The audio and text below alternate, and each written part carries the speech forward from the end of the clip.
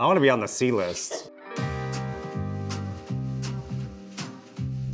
Number one, you should create an A list, a B list, and a C list. Now, the most crucial thing about this tier system is tier 2 and tier 3 cannot know they're tier 2 and tier 3.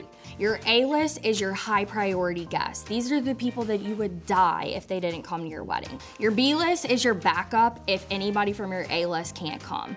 And your C list is kind of like your last resort in the politest way possible if anybody from your A list and your B list can't come. I always say, check your phone. Who are the last 10 people you spoke to, right? Like, who do you talk to on a daily basis, aside from your family that you know that you want there, from your siblings to your cousins and whoever. But I think it's important to create a guest list with your partner first and then have that conversation with both sides of the family to really see, like, okay, who else do we want to extend it to? Look at everyone with a really critical eye and be like, am I comfortable spending hundreds of dollars on X person? Every time you add 10 extra people to your guest list, that's already gonna be thousands of dollars. I know sometimes it's like, oh, but I want to invite my coworker. I see her all the time. Yes, I invited my coworkers. I don't see them ever anymore. Who are the essentials? That should be on your guest list. I'm an anti-kid girly at weddings. I think weddings are an 18 and over experience. Maybe it's okay for the actual ceremony, but I think for reception, adults only is my preference at all times. I had my niece at my wedding. I didn't have any other kids at the wedding. I personally prefer not a lot of kids. This might surprise some people. As a single dad of 3 children, I am a no on kids. The reality is that when you do bring children to weddings, you also have to think about things that are going to keep children entertained at weddings. You're gonna also have to factor in children's meals with your caterers. Make sure, you know, that you have a babysitter or somebody that can watch children. I think it's important to think about if kids are relevant and important in you and your partner's life. You know, unless it's the nephew and the niece that's walking down the aisle, or unless it's a remarry and you already have children involved. I love kids, and I think what couples need to understand about kids is that programming should also be included with children if you want children there. I think we should stop shaming parents. We should stop shaming people about children. However, mothers and fathers, if you're invited to a wedding, that does not mean you could bring your litter of children. But if you have to, hire a babysitter. Children can come to the ceremony, but I think once dancing begins, have someone take the kids upstairs, throw some pizza in a bridal suite, and call it a day.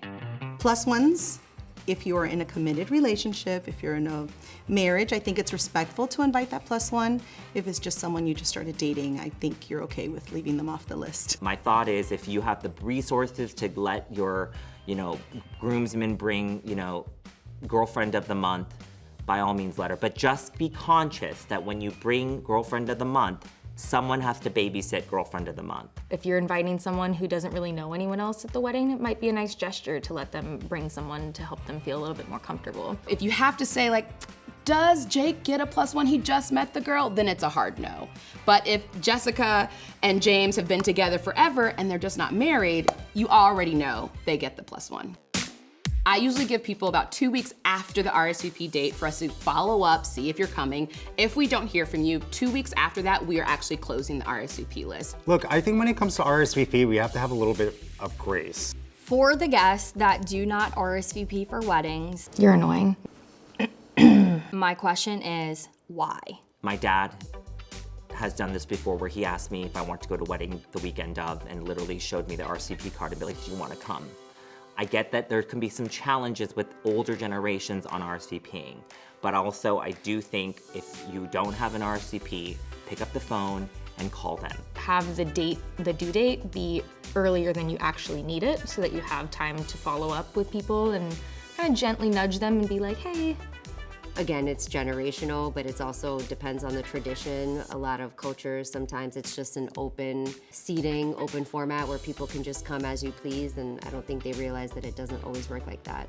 Communication is key. And I think listening to the parent, if they are demanding a long list of guests, identify exactly why they might want to bring these people. Is it important to them? Listen to the emotion that's coming out from them when they're explaining, but I really want them to see you get married. If your parents are saying, oh, well, Uncle Sam or Uncle Joe or any of my friends want to come to the wedding because they've known you since you were 4 years old, I'm sorry, but is Uncle Sam and Uncle Joe paying for this wedding? No.